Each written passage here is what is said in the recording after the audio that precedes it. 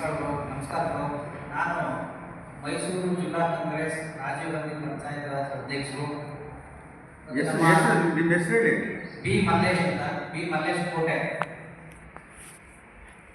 ನಮ್ಮ ವೇದಿಕೆ ಮೇಲೆ ಉಪಸ್ಥಿತಂತ ನಾಚನಹಳ್ಳಿ ಗ್ರಾಮ ಪಂಚಾಯಿತಿ ಮಾಜಿ ಚೇರ್ಮನ್ ಆದಂತಹ ಶ್ರೀ ರಾಮ್ರವರು, ಸಾವುಕಾರ ಚೆನ್ನಯ್ಯ ಬ್ಲಾಕ್ ಕಾಂಗ್ರೆಸ್ ಸಮಿತಿಯ ಕಾರ್ಯದರ್ಶಿಯಾದಂತಹ ಎಸ್ ಎ ರೈತರವರು, ಮತ್ತೊಬ್ಬ ಸ್ನೇಹಿತರಾದ ನಮ್ಮ ಹಿರಿಯ ಉಪಾಧ್ಯಕ್ಷರು ರಾಜೀವ್ ಗಾಂಧಿ ಪಂಚಾಯತ್ ರಾಜ್ ಸಮಿತಿಯ ಉಪಾಧ್ಯಕ್ಷರಾದಂತಹ ಕೇಶವಯ್ಯನವರು, ಹಾಗೂ ಮತ್ತೊಬ್ಬ ಸ್ನೇಹಿತರಾದಂತಹ ಹಾಗೂ ಗೋವಿ ಸಮಾಜದ ಮುಖಂಡರಾದಂತಹ ಡಾಕ್ಟರ್ ಆನಂದ್.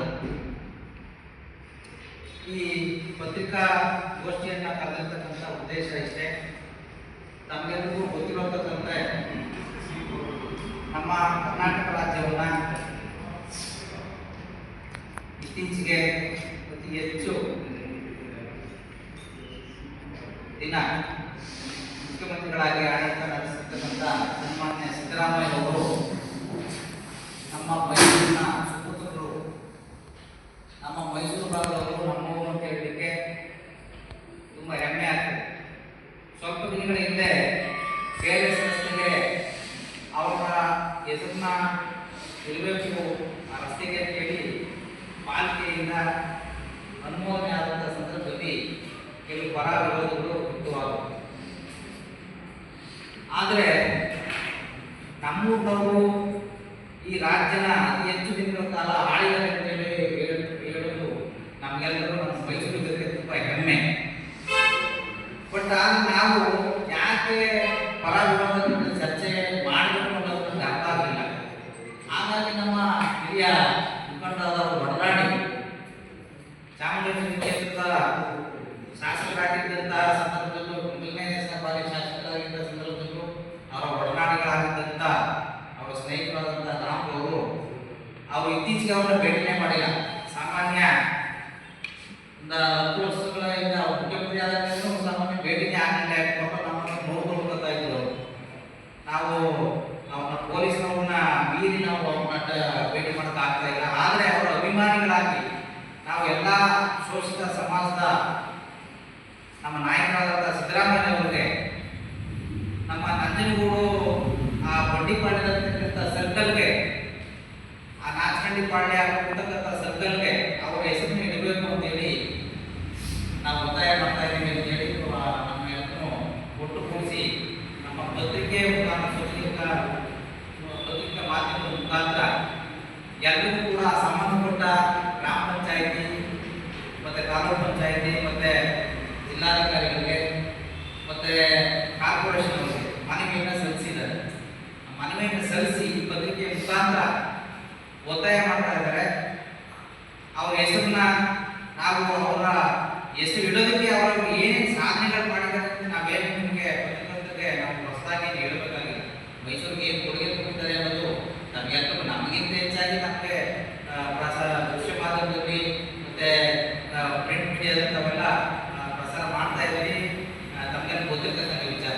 ಹಾಗಾಗಿ ಅವ್ರ ಹೆಸರನ್ನ ದಯಮಾಡಿ ಅಧಿಕಾರಿಗಳು ಮತ್ತು ನಮ್ಮ ಮೈಸೂರಿನ ಜನತೆ ಒಕ್ಕೂರಿನಿಂದ ಅನುಮೋದನೆ ಮಾಡುವ ಮುಖಾಂತರ ಅವ್ರ ಹೆಸರನ್ನ ನಾಚನಹಳ್ಳಿ ಪಾಳ್ಯದ ಸರ್ಕಲ್ಗಾಗಲಿ ಅಥವಾ ನಮ್ಮ HD ಕೋಟೆ ಶ್ರೀರಾಮಪುರದಿದ್ರು ಆ ಸರ್ಕಲ್ಗಾಗಲಿ ಅವರ ಹೆಸರನ್ನ ಇಡಬೇಕು ಅಂತೇಳಿ ನಮ್ಮ ಮುಖಾಂತರ ಎಲ್ಲ ಒತ್ತಾಯ ಮಾಡ್ತಾ ಇದ್ದೀವಿ. ನಮಸ್ಕಾರ. ನಮಸ್ಕಾರಗಳು. 83-84ರಲ್ಲಿ MLA ಆದಂಥವರು ಯಾವ ಪಕ್ಷದಿಂದ ಅಲ್ಲ, ಇಂಡಿಪೆಂಡೆಂಟಲ್ಲಿ ನಿಂತು ಬಿದ್ದರು. ಆಗ ನಮ್ಮ ಬೆಂಗಳೂರು ಚುನಾವಣೆ ಅಂತಿದ್ದು ಒಂದು ಒಂದು ವಕೀಲರಾಗಿದ್ದಾಗ ಒಂದು ಚಿಕ್ಕ ಗುರುತ ನೆಗಡಿ ಬಂತು. ಆ ಪ್ರಕಾರ ಇಂಡಿಪೆಂಡೆಂಟ್ ಇದ್ದು ಹೋಗಿ ಆಗ JDS ಇದ್ದದ್ದು. ಅಲ್ಲಿಂದ ತಿರ್ಗಾ ರಾಜಶೇಖರ ಮೂರ್ತಿ ಅವರು ಮೇಲೆ ಗೆದ್ದರು. ರಾಜಶೇಖರ ಮೂರ್ತಿ ಅವರು ಗೆದ್ದರು, ಸೋತರು. ತಿರ್ಗಾ ಅಲ್ಲಿಂದ ಈಚೆಗೆ ರಾಜಶೇಖರ ಮೂರ್ತಿ ಅವರು ಗೆದ್ದೋದ್ರೆ ನಾವು ಬರಲಿಲ್ಲ. ಕಂಟಿನ್ಯೂಸ್ ಆಗಿ ಸಿದ್ದರಾಮಯ್ಯನವರೇ ಗೆದ್ಕೊಂಡ್ಬಂದ್ರು. ಅವರಿಂದ ಆವತ್ತಿಂದ ಇವತ್ತು ನಮ್ಮ ಮೈಸೂರಿಗೆ ಏನೇ